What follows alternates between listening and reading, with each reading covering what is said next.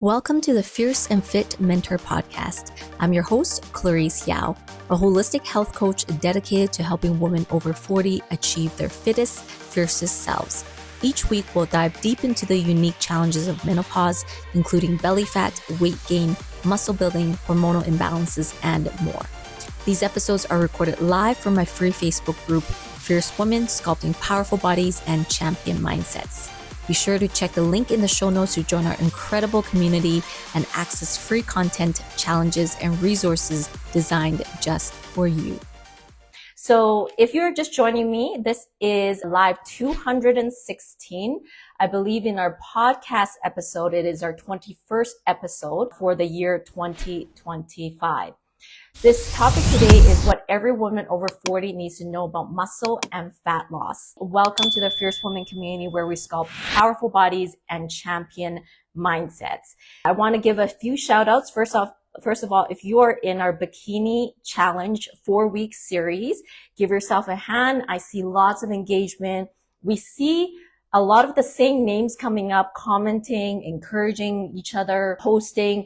And just so you know, we are noticing as angels in the back, we have been talking about who are going to be our winners for this competition, for the ones who registered for the most consistent, the most encouraging and active in the group. And then, of course, we have a surprise award. So keep posting, ladies. We love it. We love the engagement. Thank you for participating in the 4-week bikini series. If you don't know about the 4-week bikini series and you want to still participate on the side, drop bikini below and we can go through some of the ways you can still join in, okay? And if you have registered for the 4-week bikini and then somehow you fell off the face of the earth because life happened, a dog died, or something happened, okay? Just put #recommit. That means you registered previously for the challenge but didn't participate, and then we can still send you the worksheet for that or the bingo sheets and all of that. So either put #bikini or #recommit, okay? So also I want to give a shout out to a few ladies, Angela Flowers and Cynthia Citron. Both of those, I'm not sure if they are on here. They just started their transformation program with me. And I know they both had a bit of a tough start to the program, but I'm super proud of them because despite a little bit of a tough start, they both continued and are experiencing really good results. And that's the hardest part, is sometimes getting going and trusting yourself and moving forward. So Angela Flowers, she just started and she's lost 7.5 inches, 6 inches off her chest and back, like her back fat really came down, and her her belly is starting to shrink in. And this is just in a matter of 1.5 weeks. So give her lots of hearts, a lot of applause, hit the heart button, all of that. And for Cynthia Citron, she also had a tough start, but she's actually dropped 8 inches, 3 inches off her chest and back, 3 inches off her hip, and then, an inch, a little bit in her arms, and so on and so forth. And her belly bloating has come down a lot, and the fluff in her midsection has really come down, like it's not hanging over the pants as much and more in. And this is really important because as it was a tough start for these ladies, it's so easy for them to give up and not continue, but they actually have had amazing results in just a couple weeks. So please encourage these ladies, drop lots of hearts for them, because if you know anything about fitness and even this muscle building, it is not about who is the fastest, is not the hair that wins, is the turtle that actually wins, because ultimately it's consistency that will always win. And so this is why I want to encourage, and I want all you ladies to encourage Cynthia, Angela, whom two of them didn't give up. They just kept being willing to going after, we chatted, and that is so important, right? So, and one last shout out, because Rita Greenier just finished my transformation program, and it's a big shout out. She lost 64.22 inches. Her waist and hips dropped 5.5 inches, almost 3 inches off her back and chest. And basically she just shrunk in. So proud of you, Rita Greenier, and give her lots of hearts as well. Okay. So let's get into it. The first thing is just like our overview. So why muscle over cardio, our theme for the second week of the bikini series here. So first of all, if you know anything about muscle, muscle burns more calories at rest than cardio. Cardio, the glands at first burns more calories during the workout. So a lot of women will tend towards cardio. And muscle lifting actually burns less during the workout, but it burns way more 24 hours after. Basically every hour on the hour, it has way more effect, right? When you think about it, if you actually build more muscle, then you have a long-term burning effect in your body. So this is why muscles are super, super important. And another thing to consider is that a pound of muscle burns 3 times more calories than a pound of fat. Okay, so it burns 3 times more calories than a pound of fat. So if you want your metabolism to burn 3 times more, you need to put more muscle on, okay? And as well, you can, so a lot of women ask me this, like, okay, I'm 50, I'm 60, maybe even 70. Can I still build significant amount of muscles? And the answer is absolutely yes, you can build a lot of muscle, maybe even more than in your 20s and 30s, if you understand how to train the right way, which is going to be halfway through the live when I talk about the technical lifting, and that nobody got it right on my test yesterday from a explanatory perspective. Like, people guessed it 1, some guessed 2, some guessed 3, some guessed 4, but nobody actually really explained it in the exact right way, meaning the technical understanding is not still fully there. Okay. And so we're going to talk about that. And then another thing is muscle memory is real. Okay. If you have trained for a long time, if you have lifted, or maybe you haven't, the key is to remember that your muscle memory, whatever you do now, it's never wasted. If you learn something now, you work hard now, or you train for 3-4 years and then suddenly something happened, your muscle memory is still going to be there, and you will get back to it quickly. Some of you might be ex-athletes. Some of you might be previous track athletes. I talked to a lot of you who are in your 40s, 50s, and you're like, when I was in university, I was a track athlete, all of this stuff. Okay. So just know that muscle memory is real. It can be there, and it is possible for you to build a lot of muscle even in 50s, 60s. Okay, let's start first with some science stuff. So first of all, we need to address why muscle building is super important as you age over 40. So sarcopenia is a real thing that happens to every single person, female or male. You will lose between 3 to 8% of your muscle mass per decade after 30. And this accelerates faster and faster. So I want to give you an example for everybody listening. What does this mean for you? So this means if you lose 3 to 8% muscle mass per decade, if you didn't do any real intervention, and even if you did and you didn't train the right way, you still would lose maybe around 3, maybe 4. But if you did nothing, it would be higher in the 8%. It would mean that you would lose between 4 to 5 pounds per decade on the lower end. And on the upper end, you could lose between 10 to 12 pounds on the upper end per decade, which is crazy, right? It's crazy because you losing 10 to 12 pounds or even something in between 8 to 9 pounds per decade is kind of scary. And they say that by the age of 60, if somebody hasn't done a whole lot of weight training, intentional weight training, which I'm going to talk about today, not some sort of random stuff, you will lose more than 15 pounds of muscle over your body. It could be 15, could be 20, but that is a lot of muscle mass that you are losing off your body. And why does this happen? Is because your estrogen starts to drop significantly. Your estrogen, as it declines, it really reduces your muscle regeneration, lowers your strength, and it slows all your recovery down. And because your estrogen is dropping off so quickly, your muscle loss is faster and faster, and you have to intentionally build muscle. Okay. And I know everybody on here is on here because they value muscle. So we're going to talk a little bit about the important hormones surrounding muscle building before we dive into the technical aspects. Okay. Now, before I actually go into this, how many of you feel like you have trouble building muscle. If you have trouble building muscle, I want you to put trouble building muscle below. How many of you feel like you have trouble building muscle? Put it below, okay?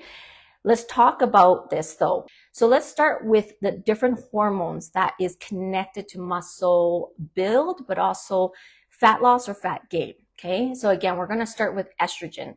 So estrogen isn't just a reproductive hormone. It plays a powerful role in muscle repair, protein synthesis, and inflammation control. So when estrogen drops off, you have slow recovery, weaker muscle repair, greater risk of soreness or injury.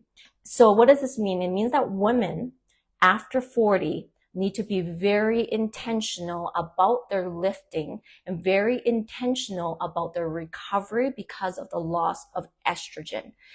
I want you to take to heart, if you're taking notes on my bikini note thing or you're just taking notes, but I want you to take note of what I said, intentionality in your lifting and in your recovery. If you are like, I don't know what she means, stick around, because when I get to the technical part of lifting, I will describe what intentionality of your lifting means, okay? So you need to be more intentional with your lifting, more intentional with your recovery, and you need to strength train even more strategically to counterbalance the estrogen loss, okay? So your number one, everybody listening, the number one thing you need to do to counteract estrogen loss is you need to go build muscle. That's why the theme of this week's live is muscle over cardio, okay? The next thing is testosterone and DHEA. These two are your anabolic hormones. Anabolic means building muscle hormone, okay? Women naturally have lower testosterone compared to men. And of course, even, growth hormone. In general, we're lower in all of it, okay? But it drops further and faster with age. When you have low testosterone, you will have less strength, more fat gain, reduced ability to maintain your muscle tone. And we don't use a whole lot of testosterone, just a little bit, okay? But you better believe that as your estrogen drops, your testosterone also drops. And here's a fun fact. If your cortisol is not controlled, if your cortisol is high, you will absolutely affect how high or how much of your sex hormones you have, testosterone or estrogen, because cortisol competes with your sex hormones. So if you have a high cortisol, your body can only make a decision for the pathway to go make cortisol or go make testosterone or estrogen. So if you are a high cortisol, high stress person, there's a lot of things in your body happening. You are most likely going to have very low testosterone and estrogen, okay? So this means for your training takeaways in terms of testosterone and DHEA, you need to really learn how to progressive overload your body to have more triggering of testosterone and others, okay? So the others are growth hormone, insulin growth factor. You need to have properly progressive overload, and you need to lift heavy enough to challenge your nervous system. It is not about lifting the most heavy. It's not about always more weight, which I'll talk about in the technical aspect. Listen carefully. What I said is you need to have more technical progression, progressive overload, and it's not always about more weight, but you do need to lift heavy enough to trigger the nervous system, okay? So I will give you more details on this, okay? So to help you understand when somebody says you need to lift heavy enough to trigger the nervous system response, okay? I know a lot of people ask, what does that mean? It means you choose a weight where you're around rep 6 or 7, it starts getting challenging. And then it starts getting really, really hard around the last 2 to 3 reps that you almost cannot keep going, okay? And some of my newer clients, when they first get my workouts, they actually say, oh, wow, it's quite hard. It's not a bad thing sometimes when it's hard. Sometimes when it's hard, it's you're only used to doing something where, okay, I could do all 12 reps and I feel good. Sometimes when it's hard, when it starts getting tough near the last 7, 8, 9 reps in or something like that, and you're starting to fail out, that is good. It's a good thing, but you're not used to it. And so, you wanna choose a weight where Okay, around 6, 7, it starts getting challenging. Around your last 2 reps, you're really struggling to maintain form, and you hit technical failure, not always to fail, but close to it. Not always full failure, but close to it, where you're like, oh my gosh, I can barely do this. This is important, okay? Not always to full failure, but close to it, okay? So, and then another thing with the lifting part to boost testosterone and growth hormone is ensuring you incorporate compound moves, big lifts, okay? Okay, so let's go to the next hormone. And like I said, this is going to make more sense when we get into the technical lifting part, but I want to give you the background of the hormones. The next hormone is insulin growth factor and growth hormone. So how do these hormones get activated? It is activated in response to satellite cell activation, which means it can only be stimulated through resistance training. Satellite cell activity, which I'll talk about more in the next section here, it comes from you lifting weights, doing something heavier, and pushing through short spurts of intense activity. Okay, so it will come from a response to training.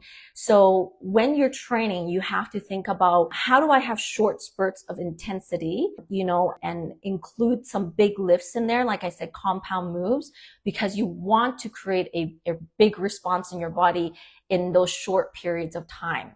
Okay, and you want to also, in order to boost insulin growth factor and growth hormone, you need to prioritize sleep, deep sleep, and nutrition. Okay, so something for you guys all to understand is that your growth hormone, okay, is most active in your sleep.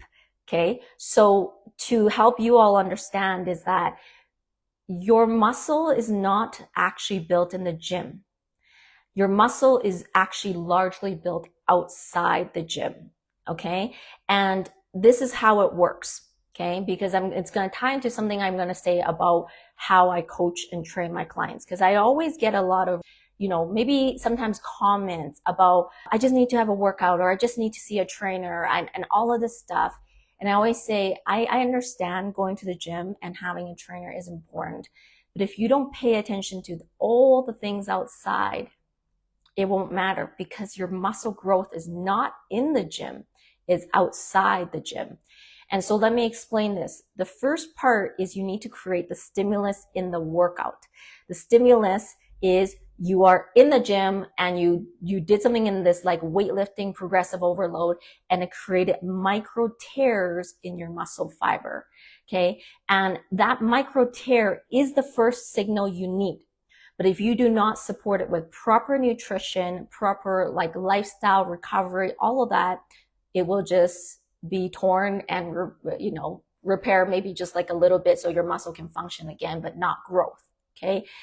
So the second part of this is then after you trigger it in the gym, you have to have a recovery rebuilding phase. This recovery rebuilding phase will require 3 things. You will need protein, which is amino acids for you to build your muscles, and kind of surrounding nutrition, which I'll get to more later, like kind of carbs and fat, but protein is number 1 for amino acids. So you need protein, you need sleep to release human growth hormone and IGF-1, and you need rest to control inflammation and allow tissue to remodel. Okay, so in the recovery phase, you need amino acids, you need sleep, and you need proper rest to control the inflammation. Okay, so the second part is recovery. The third is you need deep sleep. Okay, a lot of people kind of not neglect, but they may not fully understand this part. In your very, very deep sleep, like this would be your slow wave sleep patterns. Okay, your body will release the highest amounts of growth hormone. It is in this phase in your deep sleep where it activates protein synthesis, and in your deep sleep is where it triggers satellite cell activity. So in your deepest sleep, this is where all of the magic is happening. So 70% of your daily growth hormone happens during sleep. 70% of your growth hormones happen during your deep sleep, which is crazy because a lot of people think that, again, is just about the gym or lifting, but more of your recovery, more of your muscle build happens in your sleep and your deep sleep. But let me address this carefully because what helps you with deep sleep, okay? In order to achieve deep sleep at night, you have to lower cortisol and control cortisol, which a lot of menopausal women struggle greatly. They don't have a great control of their cortisol. They have to have a very good balance of their blood sugar levels. And this means they have to really understand nutrition, how to partition their meals and meal timings, how to have proper macro combinations. And all my new clients, like Cynthia, like Angela, like all the new ones coming in, we're talking about macro combos right now because this is essential, having the proper balance of blood sugar levels. Another thing to help you with deep sleep is reduce inflammation.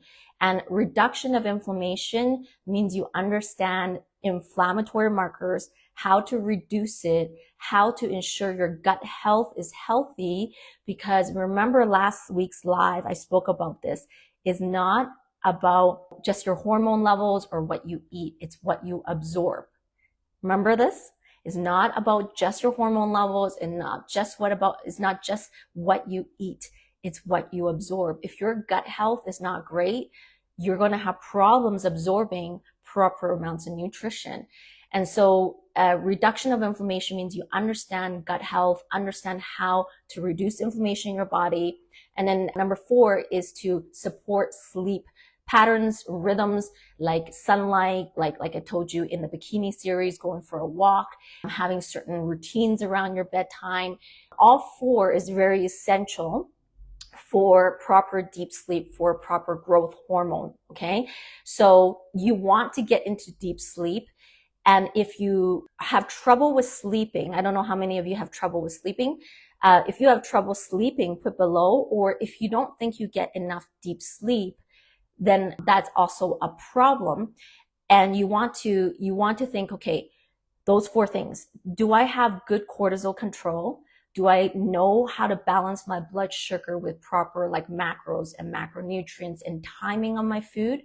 Do I know how to control inflammation in my body? Do I know inflammatory markers? Do I understand proper gut health protocols? And then do I have good sleep patterns? Okay. And if all 4 of them you're not sure and you want to enhance your muscle building routine and get more into deep sleep, I want you to put muscle building recovery, protocol. So muscle building recovery protocol, or you can shorten that. But it's basically, that's the concept. If you want to understand how to not just work out in the gym, but support 70% of your muscle building outside of that, that is muscle building recovery protocol. Okay. Muscle building recovery protocol. Okay. So put that below if you want help with that. And I want to address this because there's 2 things that always really gets me when I talk to people about understanding the fuller picture when it comes to menopausal health. Is a lot of people either want a meal plan or they want just work out with me, or somebody, I need a trainer in the gym. And both has its place on a top level surface. It is a band-aid. It puts a band-aid on top. I go to the gym, I work out, I feel better. Or, I got a meal plan, so I'm just going to follow the meal plan. The problem is both of those don't address the deeper layers required, the things that happen underneath for true muscle growth, for true hormone balance, for true menopausal approach. This is the problem, is a lot of people look for the quick hits, the quick fixes, or they say, I just need to tell me what to eat. And it's okay, but if you don't understand inflammation, it's only going to last. You might do it for a month, follow a meal plan for 2 months, maybe 3 months. Eventually, you're going to get really bored. You have to understand the background of nutrition. If somebody just works out with you in the gym, you show up on a Zoom call, you show up at the gym and you do a workout with the whole group, it's good. It helps you exercise, you feel good, but you have no understanding outside of that how to support the hormones, how to support the growth aspect of your muscles. So I want everyone listening to be really cautious of like quick fixes and band-aids and feel good in the moment things. And I want you to have more of a perspective of, if I want my muscles to build long term, if I want to have really good hormonal balance in my body, it needs to come from a deeper understanding of what happens underneath my body to produce the best effect. Let's talk about the next hormone is cortisol, okay? Because I have to talk about this because it's very important. Cortisol is the #1 hormone that really pulls menopausal women back from having proper muscle growth and being able to lose fat on their body. Okay, one of the #1 reasons is this hormone cortisol. Okay, you will have high cortisol if you are under chronic stress, you undereat a lot of women undereat. Okay, and I want to be clear, undereating is 2 things. Ready? Undereating is either you're too low in calories or you're too low in nutritional amounts. So sometimes you could be eating a lot, like high calorie, but the nutrition in that food is not great. The nutrition amounts in that, like the density, that's the word I'm looking for. The nutrition density in the food is not there and you're still under eating. So you're like, I eat 1,500 calories. I'm not too low in my eating. Maybe ask yourself again, is that true? Maybe in calories you're not under eating, but in nutrition absorption and density, maybe it is under eating, right?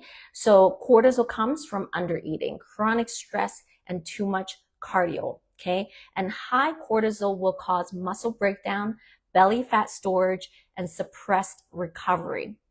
So many women in perimenopause, menopause struggle with cortisol dysregulation. And a lot of times, and this is through research, okay? Research shows workouts make it worse for menopausal women, not better, okay? So the research actually found that for a lot of menopausal women, their training made their cortisol levels worse, not better. And this is because a lot of them didn't know. It just, maybe they just go and do whatever workouts, to show up at the gym or do some CrossFit, or they follow something like cool moves on YouTube. They have no understanding of that. And they found that menopausal women struggled a lot with cortisol super high in their system. And it is from a lot of their workouts. So in terms of some takeaways from this part is, be careful of excessive cardio, okay? Don't do too many high intensity sessions, maybe a little bit, but not too much. Make sure you have restorative work, like mobility work, like walking, like breath work. Some of the things, for example, in my program, the ones who just got delivered their programs, like Angela, Cynthia, Ruby, you guys all noticed there is rest, recovery days. There's certain things you need to do with mobility. Those are all very important. Restorative practices. And it's about like train smart, not necessarily harder, and recover better, okay? Train smarter and recover better, okay? Write that down, okay? Train smarter and recover better is going to help you lower cortisol, okay? Cortisol is the net. I said this last time. If you don't control cortisol, it is the net across all your hormones. It will influence thyroid. It will influence estrogen. It will influence like just everything, insulin growth factor, everything, because cortisol has a dampening effect and it's catabolic, meaning it breaks muscle down. So learning to control cortisol is the top priority for menopausal women, for your overall health, and for muscle growth. So if you are listening to this and you want to understand more about like how to train properly, okay, I want you to put MTP, and I say this a lot. I know that I do, but it's because there's so much behind this that I started creating a special protocol around this called the MTP protocol. Menopausal Training Protocol stands for MTP. So put that down, MTP. So MTP protocol is all about you need to stimulate the muscles just right to create the trigger to activate testosterone, human growth hormone, insulin growth factor without spiking cortisol or long-term cortisol unnecessarily. That means that you have to know how to position the workouts and the training in a way that it doesn't create massive cortisol spikes, but it allows for enough triggering of the muscle so you can start to build muscle. Okay, so if you want to understand MTP, put MTP below. And a better way, if somebody still is confused, because I know sometimes when people are listening, they're like, oh my gosh, like it's so much.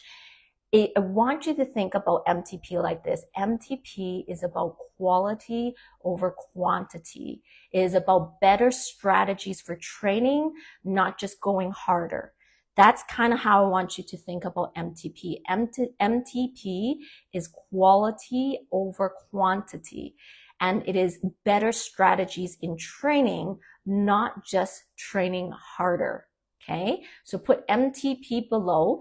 And Sonia, oh my goodness, I didn't give her a shout out. Sonia Brown just joined the transformation program yesterday, so give her lots of hearts. And Sonia, you worry, we're going to be doing an assessment so I could build the specific protocol for you. So last part about mTOR pathways, muscle activation, then we're going to get into technical lifting. You don't want to miss that part. Don't log off. Stay on, because that part is super interesting. You would not heard on any of my lives before. Okay. And by the way, if you like this, you're enjoying it, hit the heart button again, tag someone, tag your friends on this. Super appreciate you guys, helping to spread the word, because, that's how we grow. By the way, we are at 19,000 people in the group. It's a big milestone.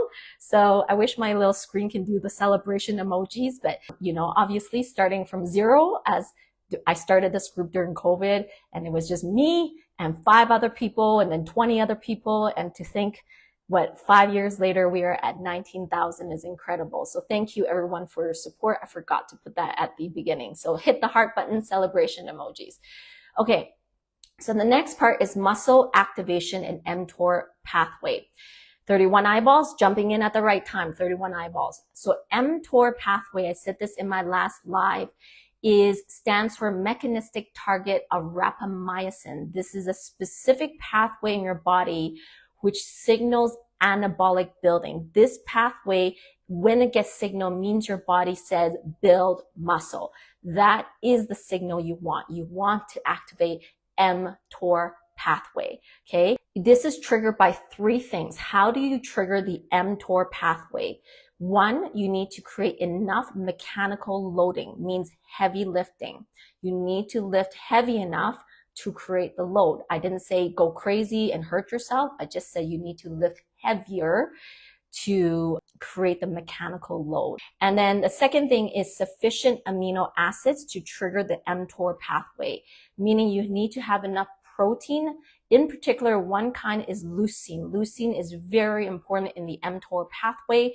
And so making sure you have the full amino acid profile. A lot of people who are vegetarian or vegan do sometimes lack this unless they have very good understanding of that. Because if you are lacking in certain amino acids, it will affect your muscle building. Okay. So again, to activate the mTOR pathway, you need mechanical load, sufficient amino acids, and then you need to have proper insulin signaling.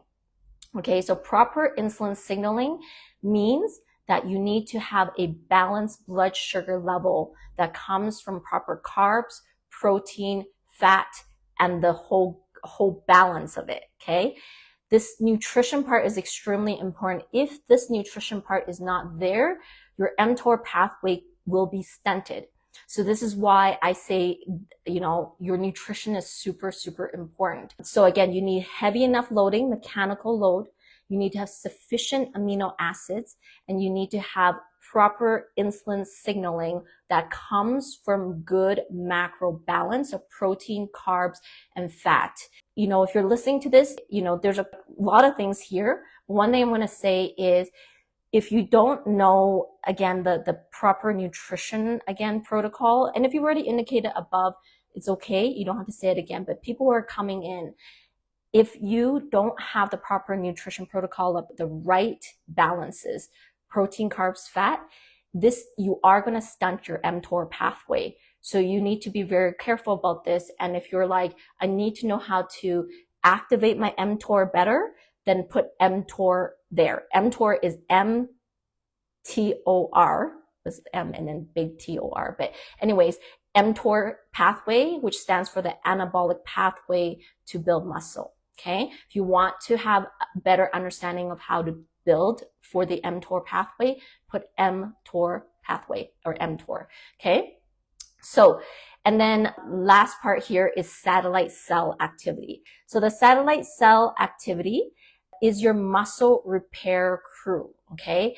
So let's go into this minor detail. I did a 3-hour muscle sculpting masterclass. Those who have been with me a long time know this. Okay. On satellite cell activity. So in short, satellite cell activity are stem cells that live around your muscles. They literally circulate around the muscles like a satellite. Okay. Satellite cell activity is waiting for the signal to be activated. They're kind of dormant. They're called your sleeping workers. And you have less and less as you age. So, whatever you're listening to this, if you have not prioritized strength training, have not gotten serious guidance or coaching, try to get on the train sooner than later, because satellite activity declines with age. The more satellite cell you can have, the more you're going to have muscle growth. So they're your sleeping workers, and they're circling your muscles. Okay.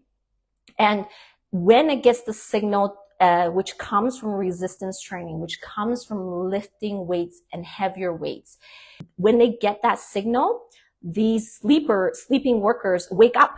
And they wake up, they're like, oh my gosh, okay, there's signal.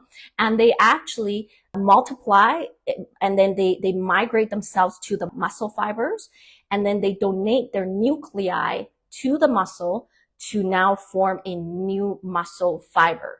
That's why satellite cell activity is extremely important. And if you heard what I said earlier, satellite cell activity comes from within your deep sleep. 70% of it will happen here.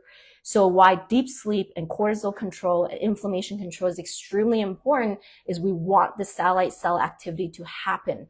Okay. When the satellite cell activity happens and it moves and donates its nuclei, this is where you're getting more synthesis of protein. It grows in size and strength, and it will help your recovery faster. So in terms of satellite cell activity, okay, you want to pay attention to a few things.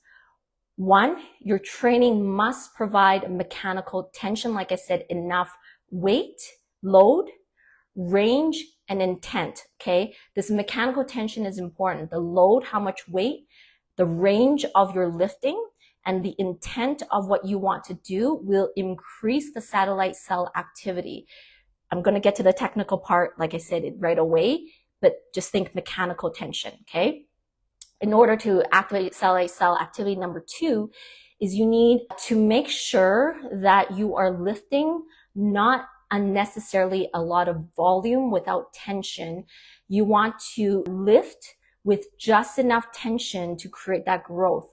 So what I mean is a lot of times, a lot of women, they lift very light and they lift a lot of reps, or they do a lot of things where, it's a lot of volume without tension, like maybe group classes or things like that, where they're just like doing a lot of reps, and it's like lower weights and lower capacity. This isn't necessarily good. This only creates fatigue in your body, not growth.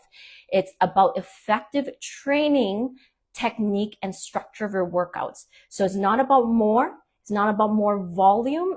Volume is important, but it's not volume without tension. Okay.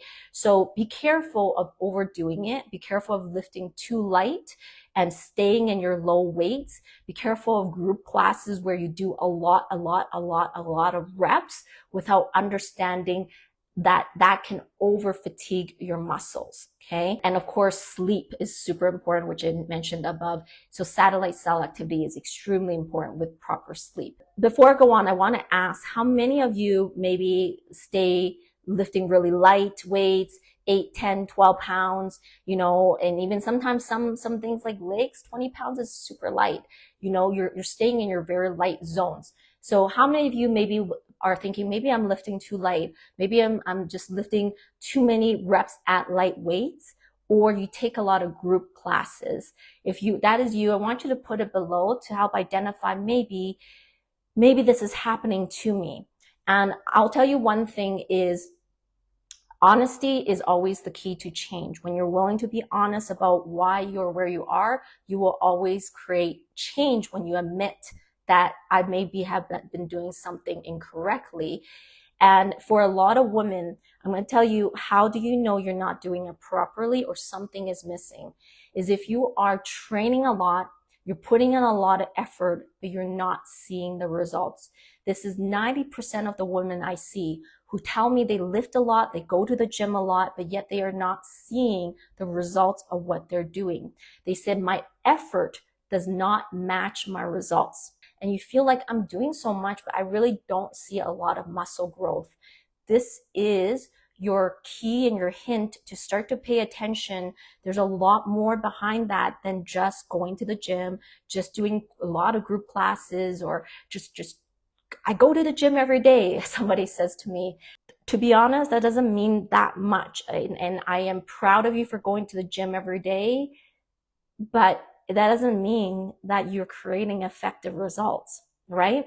And that's just being honest and true to yourself. So if you are, you're listening to this and you're like, I need to understand better muscle building protocols, then put muscle building below. If you really want to, and this is for only the ones who are serious, and you want to chat with us about like the muscle sculpting masterclass, which is in my other program, then you could put muscle sculpting masterclass below, but only if you're serious. That one is in a specific course, the muscle sculpting masterclass. Okay. So only if you're serious, you put that down, muscle sculpting masterclass. Let's talk about cardio versus muscle and then the technique.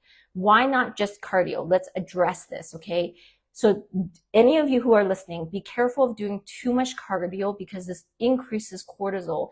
And when you do too much cardio, you will suppress your thyroid.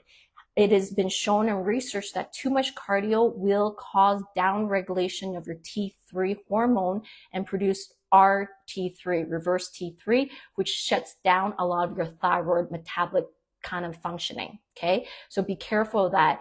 And too much cardio can impair mitochondrial efficiency, meaning if you do a lot of cardio and a lot of running, Tracy Norman, you're on here. She came back for round 2 because she realized she was doing a lot of cardio.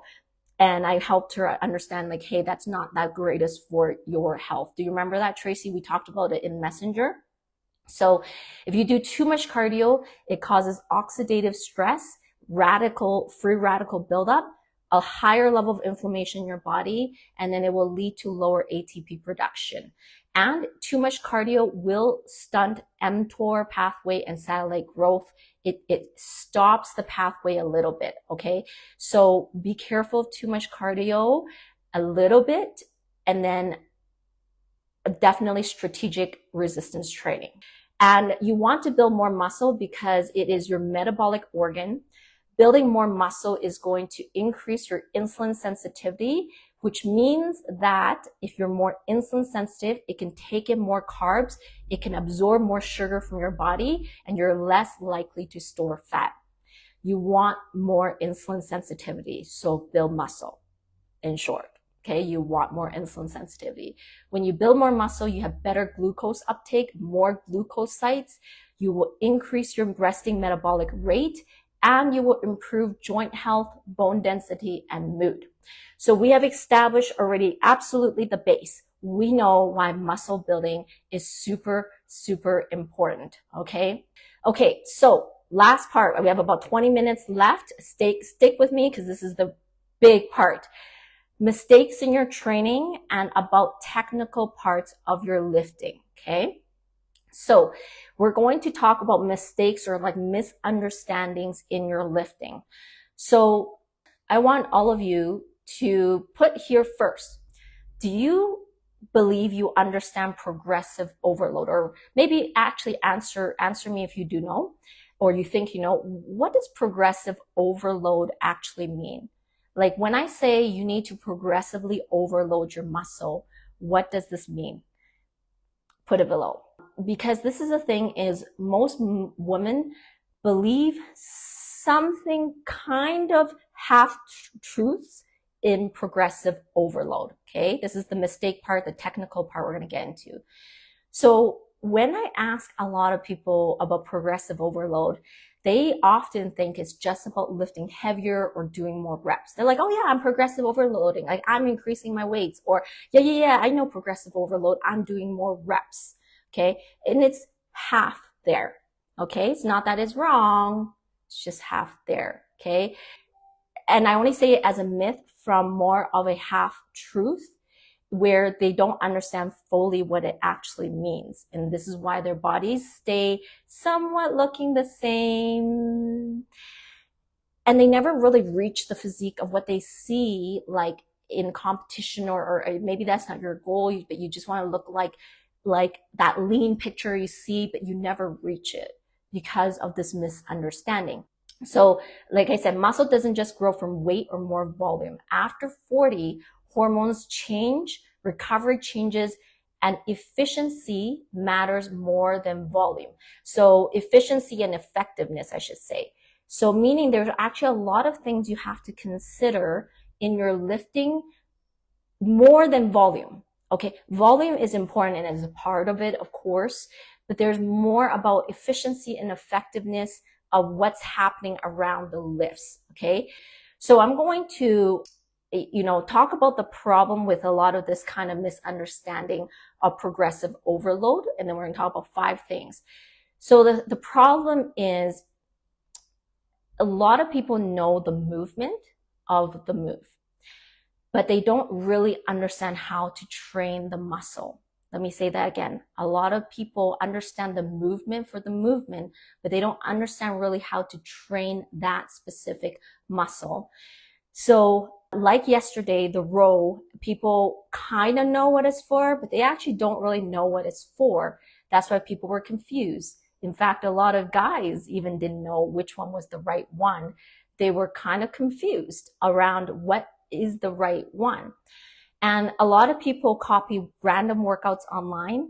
They see a row, they see a squat, they see a deadlift, they see a glute move, and they copy it without fully understanding which muscle this is targeting.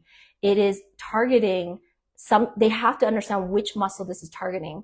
And another common problem is that people often use poor tension, momentum, or misaligned technique.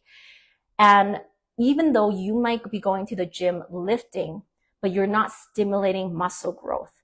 And I want you guys to hear that properly and kind of let that sink in.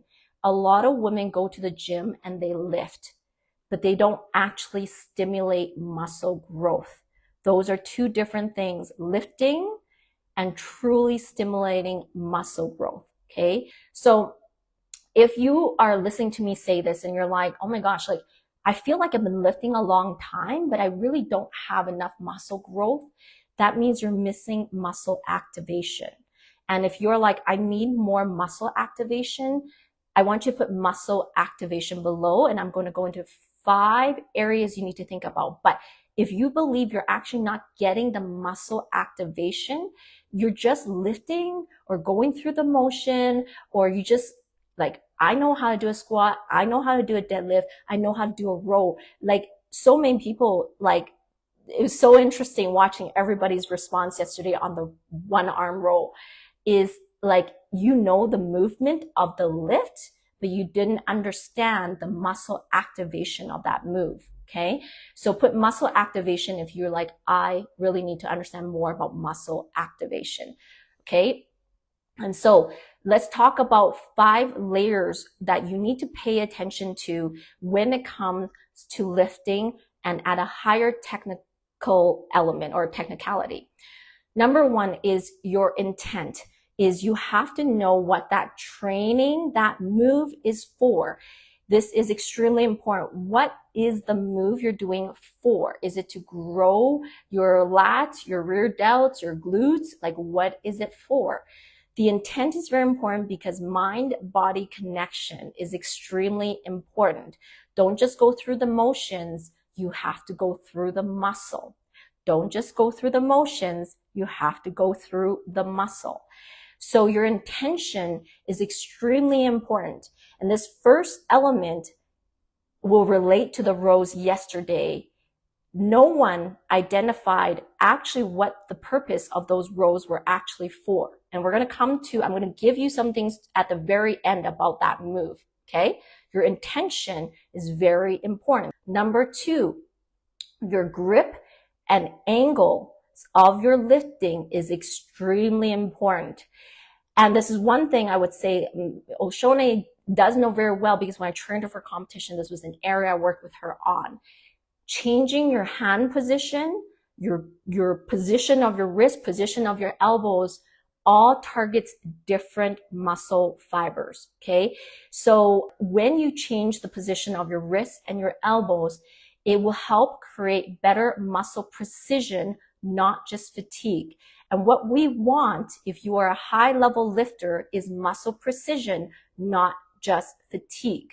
Okay, so relating to yesterday's post and the test, again, if you have not seen that and you want to know what I'm talking about, you want to test your knowledge, put test below, or go to my stories after this live and look at those 4 frames. I show you the same move in 4 different ways, okay, or put test below. So no one referenced the angle of my lifting outside of a few people who talked about the elongation of the back, which we'll talk about in a bit. But the third clip had a different type of angle in how I lifted that weight. No one referenced that. And no one noticed the change on that position of the wrist. This is extremely important because that changes how it hits your back. The angle of your wrists and the angles of your elbows. So the second thing you must consider is grip and angle, and how you change that will change how you hit your back or your glutes or whatever you're doing, okay? So first is intent, second is grip and angle. Number 3 is tempo. And I want you to hear this very clearly. Lifting isn't always slow and controlled. Lifting can be slow and controlled, but it is not always about being slow and controlled. It is a good start, but not always the best progression or advancement, okay? So if you are absolutely a beginner, you have no base in lifting at all, I would say, okay, the lifting slow and steady definitely is a base. For those of you who are intermediate, for those of you on here who are advanced lifters, for those of you who could be competing, is not always slow and steady. There are other elements involved. So this is about tempo. So sometimes your lifting requires fast, concentric, and slow eccentrics. So meaning like faster and slower down, which if you watch carefully was frame number 4 or clip video number 4. Okay, fast concentric or slow eccentric down often creates greater tension and greater stimulation of the muscles. Now, this is going to be a little bit tricky because tempo lifting is an advancement of lifting as you progress. It's not something you do all at once. If you're new, for sure, don't go around like, flinging or using some sort of momentum. But at a higher level, there are reasons for that type of lifting, okay? And so again, yes, someone did reference it. I believe it was Rosalie. However, not many people could understand it. In fact, someone said, oh, like it's just too fast and you're flinging it. But they never watched closely that number 4 was where I slowed down the eccentric a lot. Watch number 4 clip again in that one. Watch how I slow it down, coming down. Extremely important. Okay, so tempo training is extremely important. So first was intent. Second was your grip and angle. Number 3 is tempo training. Number 4 is range and tension. Okay, so your range and tension, are you actually loading the part of the range where the muscle is working the hardest? So do you know where the greatest tension of that lift is? Because sometimes the greatest tension of the lift isn't just where you think. It isn't just like, oh, when it comes down. There are different parts in the lift that you may need to slow down. And the range and tension, like, is not about bouncing or swinging, but it is about controlled momentum. Sometimes you need controlled momentum to create a greater activation in your muscles. And range of tension as well is controlling the build of tension. So when you're lifting, how much are you controlling the tension involved in this lift? This specific part is a little bit tricky if you don't have a lot of experience with lifting. But for example, like, you know, when I was doing hamstring curls a long time ago with my coach, he would actually block my hamstring from coming up. Like, he was pushing a greater resistance against my hamstring, where you create greater tension in that move, right? But range is also how long the elongation is of your muscle and how short you make it. And, you know, you do need to ensure there's usually maximal elongation, not to lock a joint, but for maximal muscle elongation and then contraction. So someone said, oh, I think you're locking your elbow. And I think this is really important to clarify. You need to produce the elongation of your muscle, but not lock your elbow. But there's a difference, if you know how to look for it, between a locked joint and a fully elongated muscle. Okay, so it's understanding range and tension. And the last thing is progression beyond weight. Okay, the last thing to think about this. So like I said, it isn't about just heavier. It's about understanding how you will change things within the lifting process. It could be more time under tension. It could be pauses at weak points of your lifting. It could be creating eccentric overload, or it could be about volume density. So how much volume is created in a short time of your work. So sometimes volume density is going to come from supersets, giant sets. And a lot of my clients ask me about my programming. Was it you, Ruby? You were on here. And there's a reason why I like supersets or certain types of density in your training for a type of overload. Okay, so obviously there's a lot here, and it's not the time to get into every specific, but it's to help you understand there's a lot of things involved with higher level technical lifting that actually gives you the progression you need, not just more weight, and it's not just about more volume. So if you're listening to this and you're realizing, oh my gosh, like, I need to learn more about lifting technique, I want you to put lifting technique below. Okay, lifting technique below. Good, Ruby. I'm glad you're learning. And now you listen to this, Ruby. If you really look at your program, there's a lot within the program I designed for you. If you understand some of this, Ruby, you'll start to understand why I want your workout a certain way in your program. Okay, the 5 things is that in order to progress your lifting properly, it's not just more weight, not more volume. It's about understanding intent. It's about understanding grip and angle. It's about understanding tempo. It's about understanding range and tension. And it's about understanding progression that happens beyond weight. Those 5 elements are extremely important, and the common person doesn't usually really understand this. This is why having someone who designs your program is extremely important, but someone who can help you understand this type of progression. And if you are a beginner, what I encourage you is that you get a program built, but you have to allow a revisitation of that program, you know, a few months down or 4 or 5 months down, because it cannot stay the same. And it can't just be, I just increased the weight, I just increased the reps. It has to be more. And that is my message on this part of my life. So now the moment of truth in a test. Okay. A lot of people were like, oh, which one's the right one? Tell me. And oh my gosh, so many people were like dying to know. And even, the ones I coached for a long time, like I said, did not fully get this right. Okay. So let's talk about it again. If you don't know what I'm talking about and you want to see this particular clip, again, you can put test below and we can tag you on this clip. Okay. So I'm going to talk about it. Row number 1, okay, was a basic row. Nothing more, nothing less. That's it. It is what you see in a lot of basic programs. You row it in, you let it down. You row it in and you let it down. And a number of people guessed number 1 was the best for muscle activation sculpting. That was my question. Which of these rows was best for muscle activation and growth? So if you guessed number 1, the thing I'm going to tell you is you're not wrong, but you're not completely correct in how you can make the most of your muscle recruitment. This up and down with nothing more, nothing, just like a baseline, you're going to get some muscle recruitment and it's better than nothing and maybe good for a very beginner if they don't even know what a row is. It's good for basic, like kindergarten grade 1, 2. Okay. If you want more, then we need to move past that because my question was which move achieves the greatest muscle activation and sculpting. Number 2 was really interesting because number 2 is the standard technique I teach in most of my programs.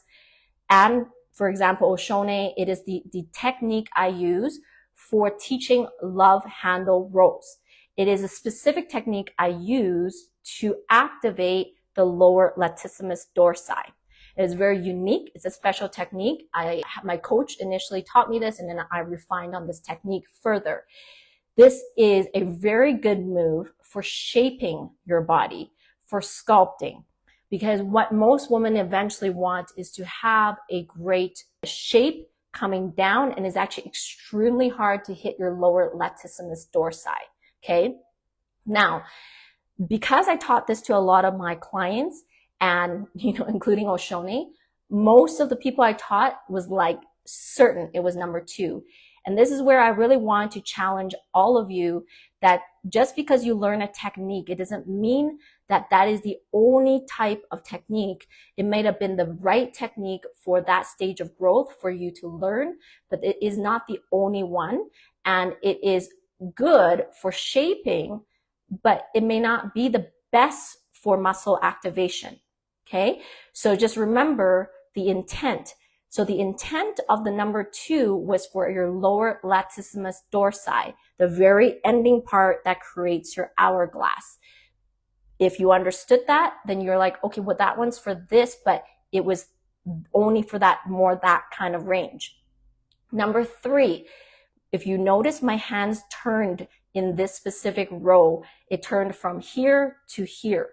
If you look closely at number 3 clip, I turned the handle. And no one referenced it. Someone did guess number 3, but they weren't sure why. Okay. And the thing is, we talked about angles of your lifting. You change the angle of your lifting, you change where it hits on your back. When I changed the angle, it moved from your latissimus dorsi to your rear delt and your teres minor and major, which is the things in your back that kind of comes down from your armpit area. If you ever, nobody really sees my back photo except my private clients in the private group, that picture at the top where my back and there's a little shape that comes down from the back. That is your teres minor and teres major. When you shift that angle, you shift the row intent to, instead of your lower latissimus dorsi, you shift it to your rear delt and teres minor and major. And is that wrong? No, that is just a different form of row, but it's a different line of the muscle. Okay. And the very last move, number 4, most people thought it was wrong because they were taught that you should never use momentum and that you should always just be slow and controlled. And this is why I want to challenge your mindset that don't just stick to old paradigms. Ensure you're constantly really understanding the philosophy and understanding the intent behind it. So the last one was fast concentric, slow eccentric. And if you understand anything about muscle building, your eccentric motion is the one that will build muscle the greatest. And when you go extremely fast at top, the speed of drop is extremely fast. And so if you don't know how to control that, this is where it could go wrong. This is why when you're new, we teach slow control. We teach a little bit regular pacing. At a higher level, you will see different timings. And if you do it well, and if you study number 4, you will see I really control the eccentric. And that eccentric is extremely important because the faster I went up, the faster I had to control it coming down.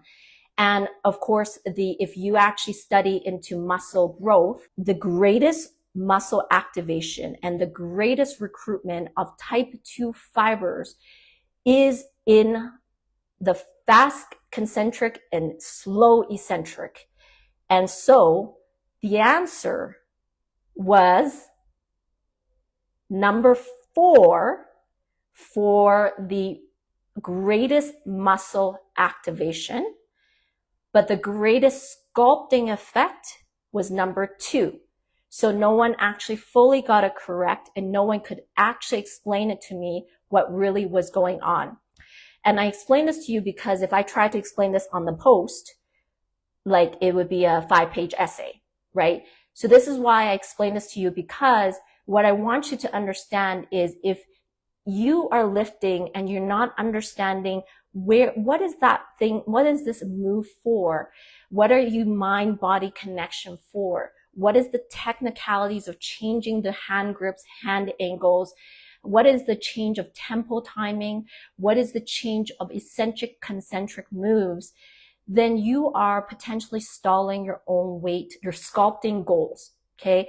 So if you are listening and you are like, wow, I did not know there's so much behind muscle sculpting, and you want to learn more about muscle sculpting, I want you to put muscle sculpting below, because this is an area that I feel like, yes, one, if you've never lifted before, of course, your baseline is to get a good program, start training your muscle at base.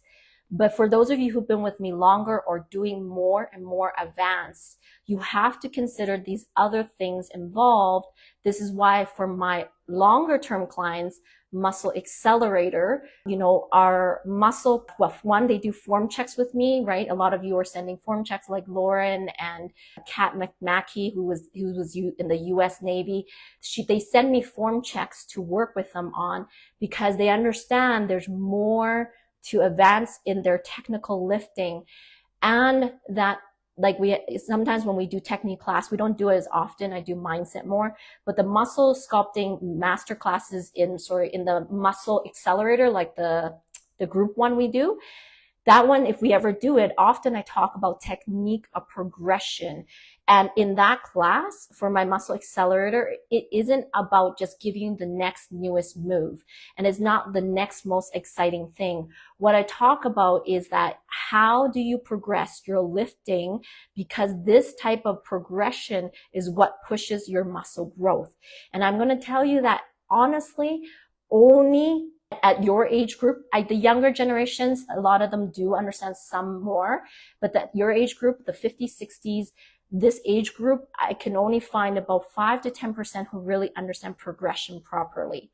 So if you want to understand more muscle sculpting, I want you to put it below, because if you have stalled, you're not growing muscle anymore, you're getting bored with your workouts, you're not advancing, you don't see the growth, this is probably what's happening. So you want to put muscle sculpting so you can actually get more progression in this with the right advancement. It's not all at once, but the right advancement. Okay. So hopefully that makes sense and it's eye-opening for you, because again, not a lot of people really understood my post yesterday and no one really could explain it.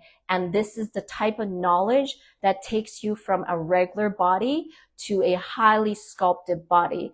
If anybody's ever seen my back photo, that didn't happen by accident. That back photo where it's like sculpted and every line is popping is not just about being lean. It's about understanding what angles hit those muscles, how to produce those lines, and like a lot of women never can reach that level of advancement because they just don't take the time to learn this type of progression. Hopefully that makes sense. And if you enjoyed learning this, if this was like eye-opening, like you're like, wow, I never considered all these things, put below like what you love learning about this part, okay? Because this part, no one got it right.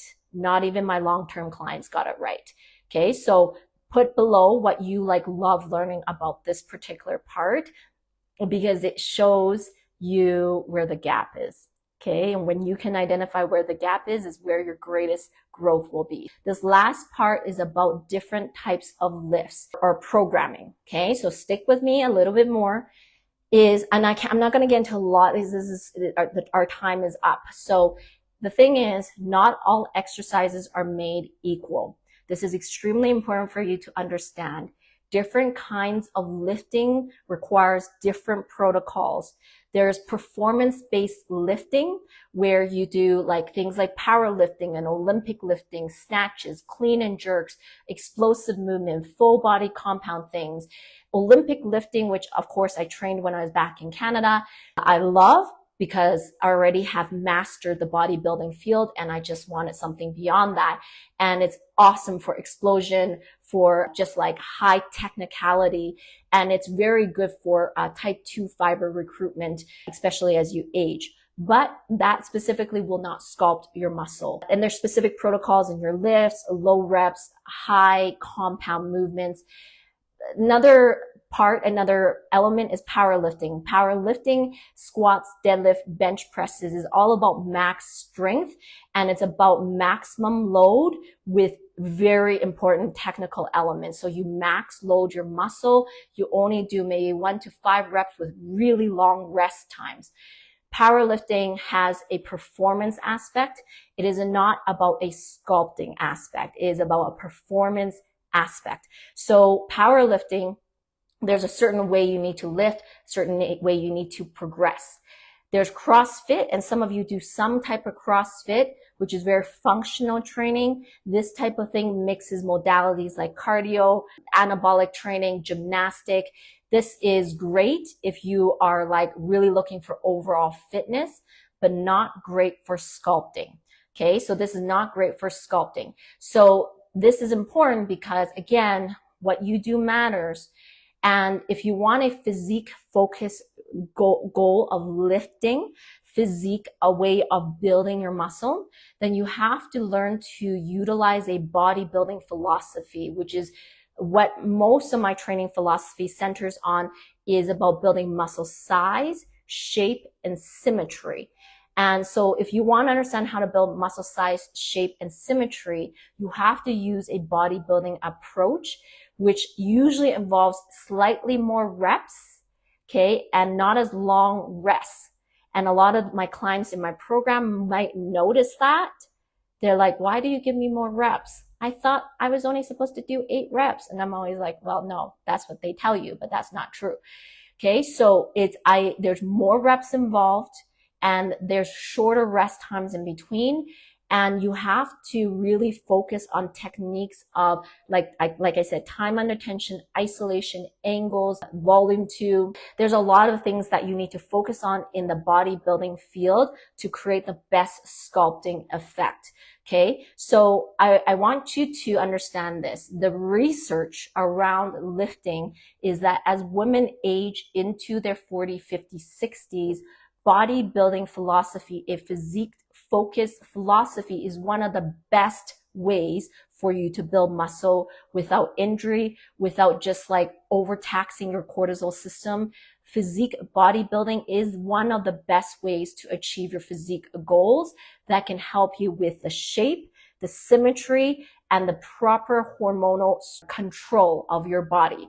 So this is really important to understand, because you don't just go to any app and buy any program and just follow anything, or this male trainer does this or this does this. Be very careful, because it isn't always appropriate for your body and for menopausal training.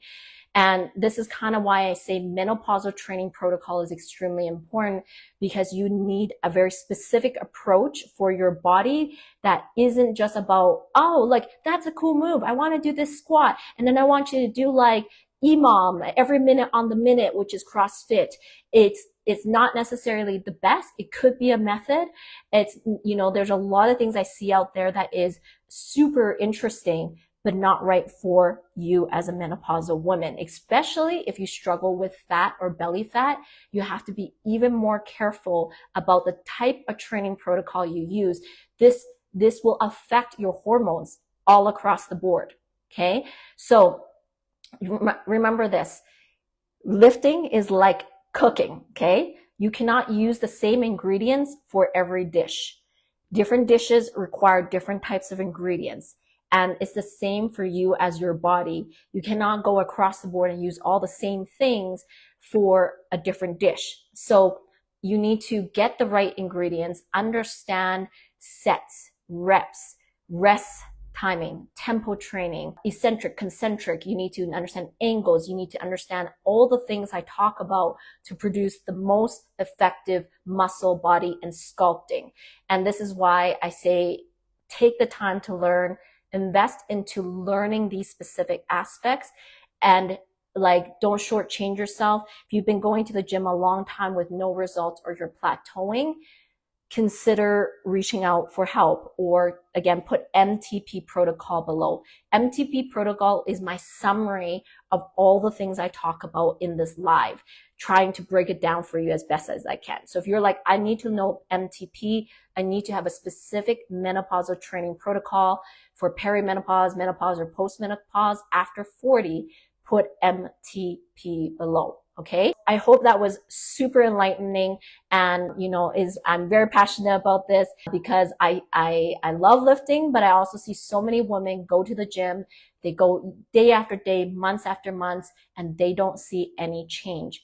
And there is the few who actually know what they're doing, or there's a few that are actually genetically gifted. Maybe they just look good. They have bigger muscle fibers naturally, but not many people truly understand the science behind progression and how to sculpt your body. So like I said, if you want more help with sculpting your body, and you really want to stop just spinning your circles, then put MTP below. If you love this live, like I said, tell me what you love, what you learned. Post it in the group with the bikini challenge. I always love hearing in the bikini challenge when you post what you loved about this live, and share it with your friend. As you may know, this will appear in the podcast the following week. And so, make sure you subscribe to my podcast channels, leave me a review there, because obviously this is how we grow and continue to grow past 19,000 people in this group. Okay. Hopefully you found it was valuable, and sending you all lots of love. And I will see you next week. And all the Bikini Body series participants, good luck as you continue into week 3. Thanks for tuning in to the Fierce and Fit Mentor podcast. If you enjoyed this episode, be sure to hit the follow button on Spotify, subscribe on YouTube, or wherever you're listening so you never miss an episode. If something in this episode resonated with you, please leave a review or share it with a friend who'd love it too. Your support means the world and helps us reach more amazing women like you. Until next time, stay fierce, stay fit, and let's keep building your most powerful self.